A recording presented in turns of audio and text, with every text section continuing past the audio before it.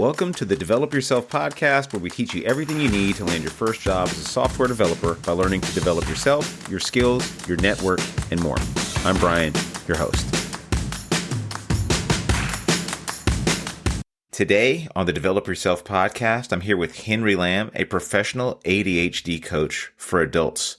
Welcome to the show. Thank you for having me, Brian. Hello, everyone. Really glad to have you on here. This is one of those topics that I don't know a lot about, but I feel like software developers, it's one of those careers which may have more like neurodivergency than others. Is that accurate? It is probably one of the top ones because there's so much new and variety in software, and because there's other fields with ADHD. It's just that's very common, like sales or hairstylists or the people in construction building your things or the people who are making your food. So don't make them distracted or angry when you're ordering food.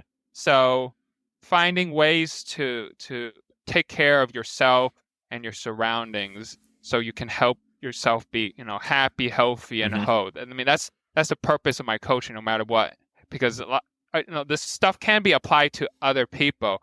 Is because your brain health can easily get affected no matter what.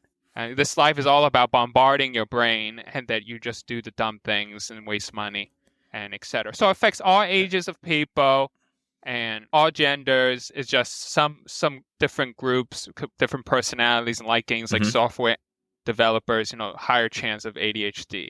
So they're struggling with focus, organizing tasks, following through with projects, etc. Organization, issues with organizing code, managing projects, keeping track of different tasks and people, etc. It's a good one.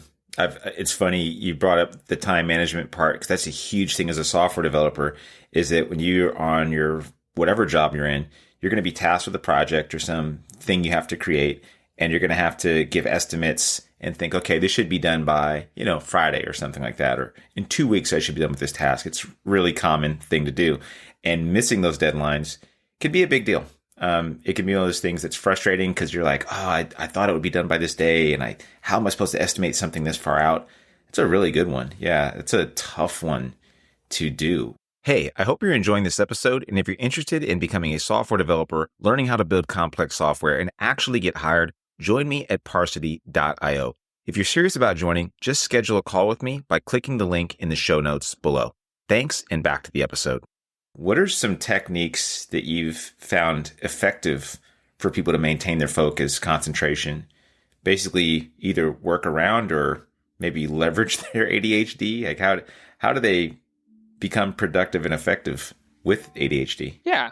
So first thing is your mind, your mindset, all the things of your mind. So first, decluttering your mind and organizing your thoughts. So finding tools, physical or digital, whether it's mind mapping, which is, you did, when you were younger, visual tool to break down ideas and tasks into manageable parts, because then you can see many things at once so you don't forget about things. And then you can start putting things together and, taking time to, do that with the digital or physical version so you can help keep track of things.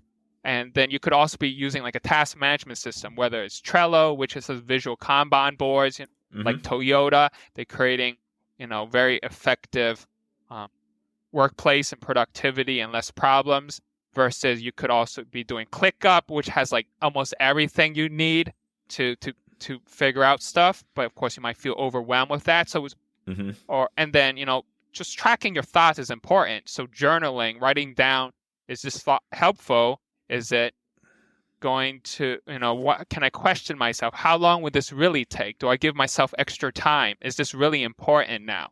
And getting out, what you fear and etc. is very important. And also just saying positive things to yourself too, that, I'm doing a good job. You love those. I mean, many of us with tech, they love all that dopamine. So you're getting a lot of positive feedback, so give yourself some positive feedback. I mean, you could be silly and just listen to a great job like for an hour while you're doing some coding that you really hate. And it's like, that's better than nothing. It's like with coding, you could hit roadblocks and bottlenecks, and like, I thought it was going to get done on Friday. I'm like, oh no, and it's Thursday and I hit this bottleneck, and it's like the end of the world. And it's like, oh Yeah. shoot, where's your? And it's like with ADHD, you got creativity and innovation, but it's like when you have so much stress and you procrastinate and now it's at the bottleneck, and it's like, I don't think your juices are flowing. You're not in the flow state. So making sure, hey, you got to break down the coding task into manageable steps, baby steps, making it smaller, making it more Hmm. interesting with your task management systems and whatever else you're using. Using checklists, just like in video games, they're like bing, bing, bing, bing every time you click it. And Yeah. then creating like progress on the bar or giving yourself stars, like you need to bring yourself feedback. It's very rewarding because it wants that instant feedback. And if we find that bottleneck for hours, then it's like you're not Hmm. getting any feedback, and then you don't want to do it again. The brain doesn't want it again. It wants McDonald's. It wants whatever. So Hmm. you can start at using like the Pomodoro technique. So you're doing 25 minutes of work, then 5 minutes of break.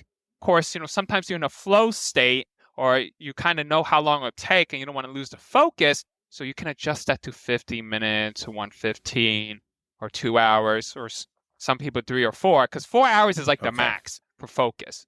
I'd And imagine. Yeah.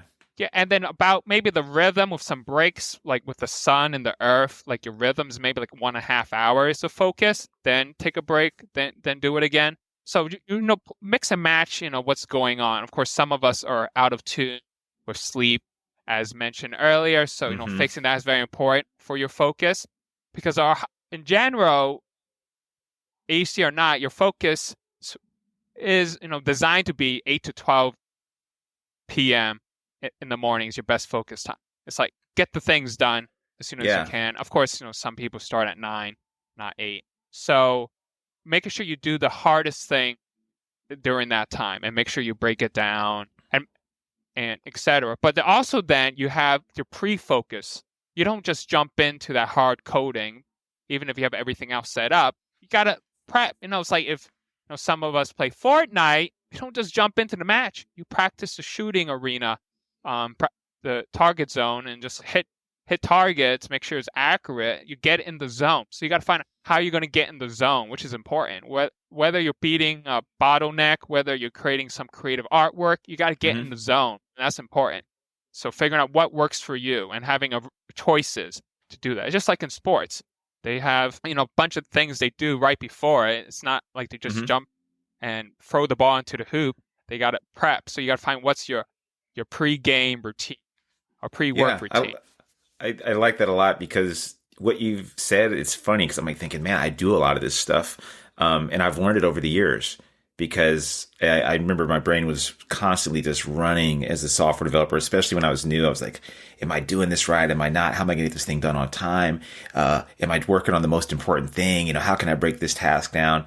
And what I ended up doing was doing a lot of writing and journaling and like breaking up and doing what you said. I've always been a morning person, but I just knew that that's like my superpower time. After 2 p.m., I'm kind of useless. I'm not going to be doing much good work.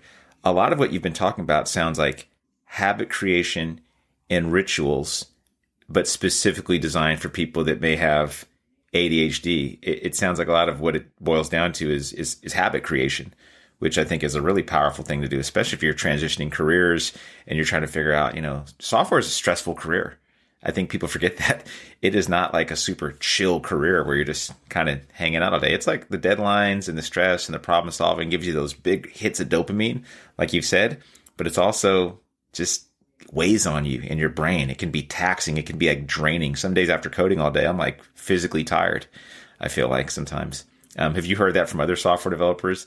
Just like the stress part of the job that we don't talk about a lot. Because working like mad and not taking breaks and taking care of yourself and learning how to maximize your focus during your focus time and creating habits, which at the end they were taking habits, your goals, and everything into a system. And then optimizing your workplace with minimal distractions, Yeah. using noise canceling headphones. So if you just took the science fair poster board, we all remember those. You just put that behind Hmm. your computer. You don't see anything else. Of course, I don't know if people are seeing things behind their thing. Of course, some of Yeah. those open workplace environments aren't so helpful. But if you're at home, then wherever it is, it could be noisy, or maybe yes, you have your memorabilia behind it, but that can be distracting. Optimizing your workspace and your home space is very important. Oh, And yeah, 100%. As a being remote, especially, I feel like people can either one, work like not at all, or two, which we don't talk about, people can overwork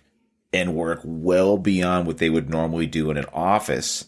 So I think that burnout is probably happening more, I would think, for remote. I don't have no statistics on this. I don't know.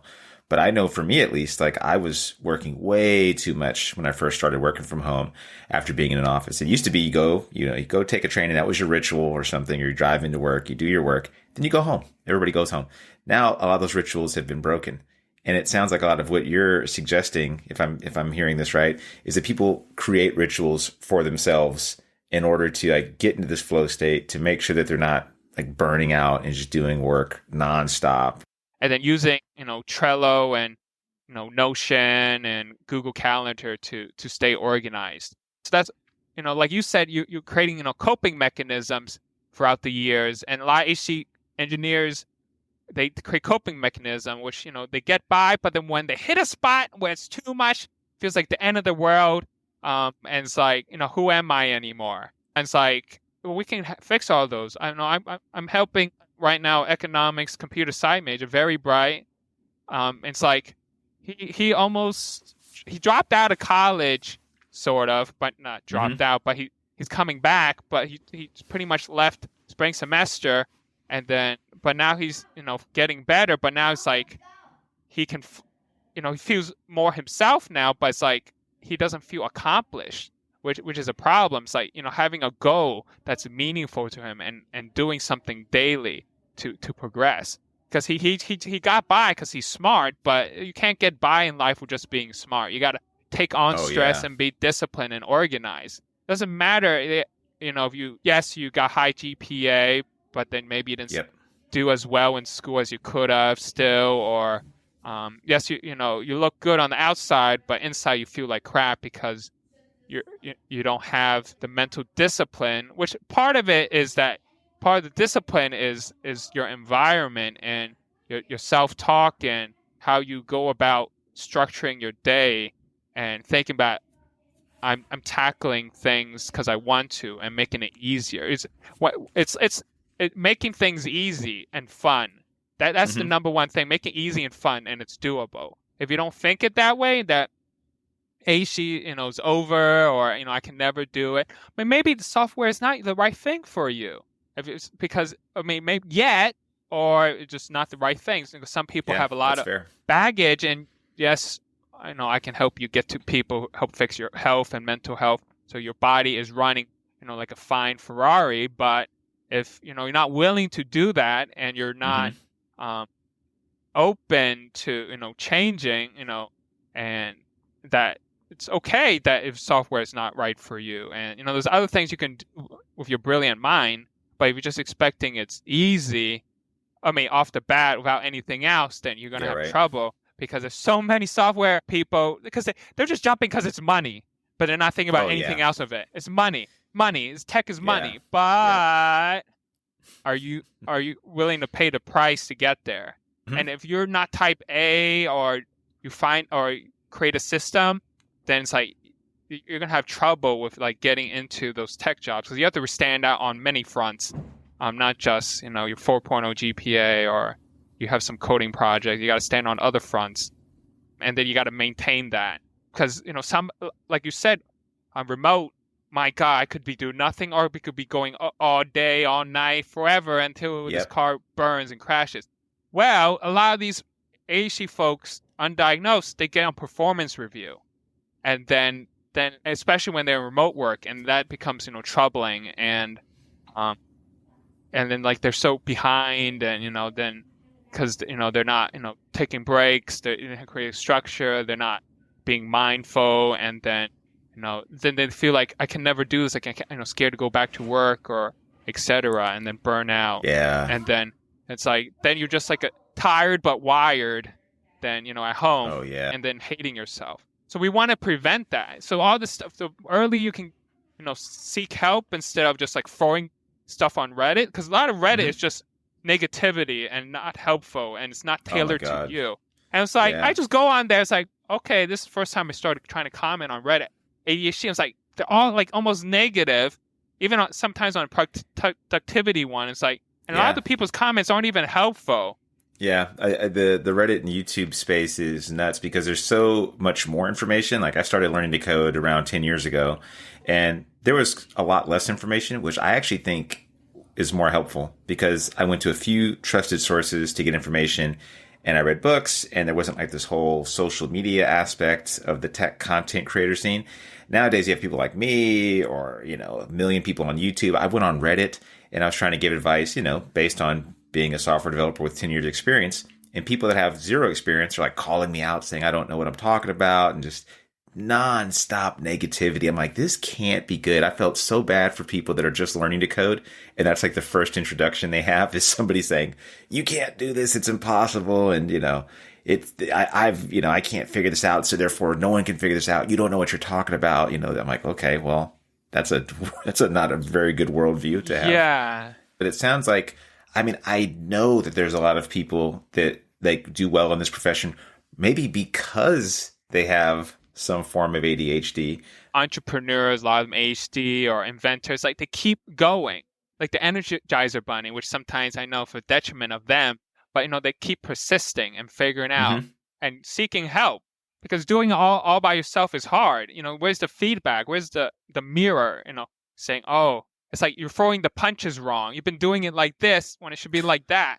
And so it's like, there's small things that's like, hey, a coach, a therapist, which is not the same thing, which of course I'm going to clarify now. It's like a coach is trying to help you climb over the wall. You know what wall you want to climb.